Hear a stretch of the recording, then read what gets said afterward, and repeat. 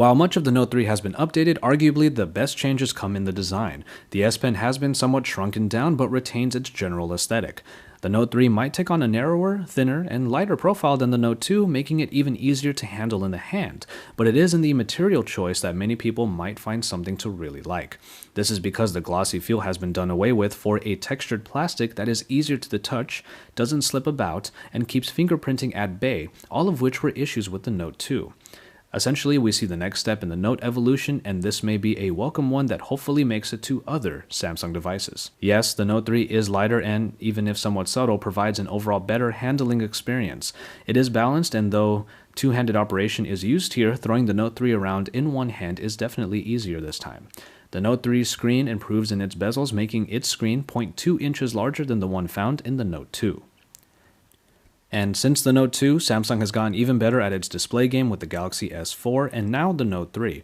Those bezels are nice and thin, adding to the screen's overall real estate. Whereas the Note 2 originally had a 1280 by 720 resolution screen capable of 267 ppi, we now have a 1080p screen on the Note 3 capable of 388. It is truly an upgrade that echoes the success of the Galaxy S4 screen in a larger form factor. Under the hood, the Note 3 will come with either the Snapdragon 800 at 2.26 GHz or the Exynos octa-core that typically doesn't get much play in the West. Given the age of the Note 2, its Exynos 4412 is definitely a far cry from the sheer power that the Note 3 is capable of. While its predecessor might have been able to hold its ground, the Note 3 absolutely flies and can handle even more multitasking as the first device out with 3 GB of RAM. The battery might not have gotten a significant increase this time around, but optimizations and power consumption could still give the Note 3 the edge in longevity.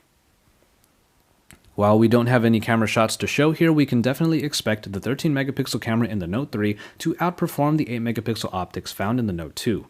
Enhancements and added features introduced in the Galaxy S4 make their way to the Note 3 as well, giving it a big boost over the more simplistic app of the Note 2. And finally, we look at software as the S Pen-enabled TouchWiz has been updated to Android 4.3.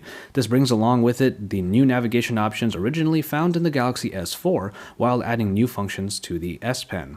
Air Command helps you to streamline the S Pen experience, and new ways of using the pen like Action Memo, enhanced scrapbooking, and even a full device search program really bring this new version of the smartphone into the limelight.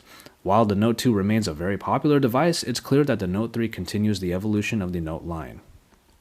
And so, there you have it. It's not hard to see that the Note 3 is a real step forward for the Note line, and while the Note 2 remains perfectly viable as a pen-enabled tablet phone, Samsung has added in quite a lot to make the upgrade very much worth it. We have much more for you on the Galaxy Note 3 coming up, so stay tuned to Android Authority because we're your source for all things Android.